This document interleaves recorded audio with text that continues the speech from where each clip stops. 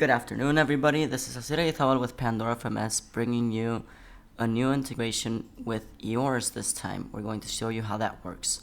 First off, you're going to need to create a beta account on the eHorus full beta program, which is very easy. You're only going to need to fill out a simple form, and you should receive an email confirmation for you to finish setting up your account.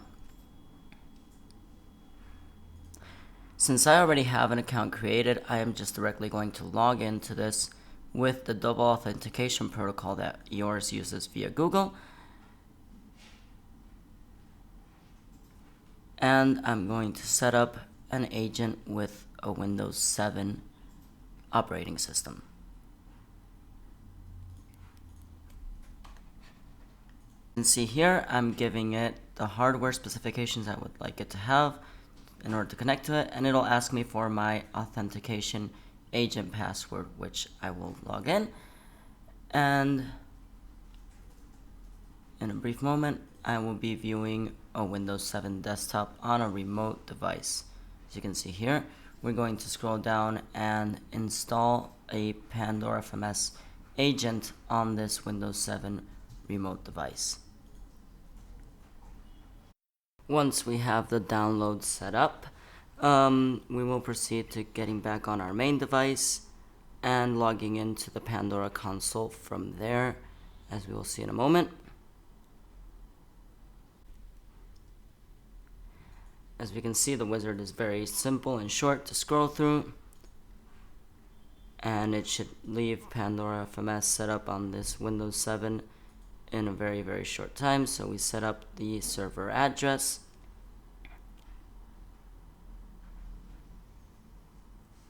and now that this is configured, we double check from the services section on our Windows to see that we have a Pandora as a service.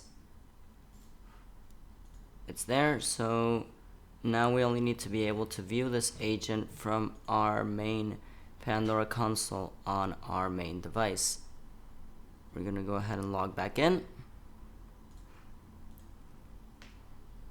and on our events panel we have the agent that can be seen, and we can actually go inside and retrieve a lot of data from our remote device we are linked to. If we go again to the eHorus panel from the side menu and this time enable it and configure the API with our username and password for administration,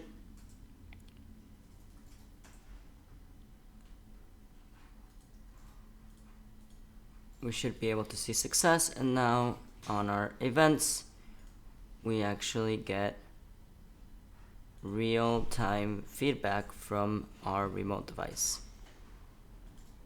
Now, this is probably one of the most important parts you want to pay attention to while doing this, and it is copying the device ID from the eHorus platform and adding it onto a custom field in the Pandora FMS console eHorus API configuration. There's a customs field section where you would add that, and it'll enable you to finally see the device.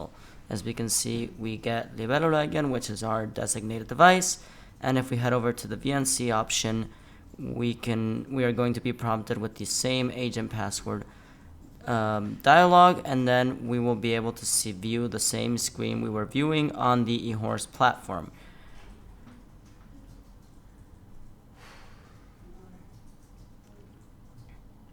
From here, we can also open a command line terminal and execute commands on the remote device. We can see its hardware specifications, and we can also even see its task manager and open processes, where we can also select to kill them or run them.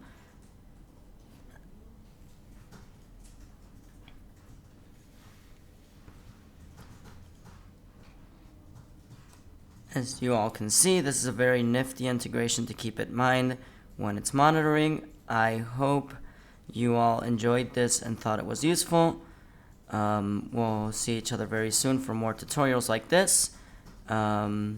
Stay safe and keep monitoring.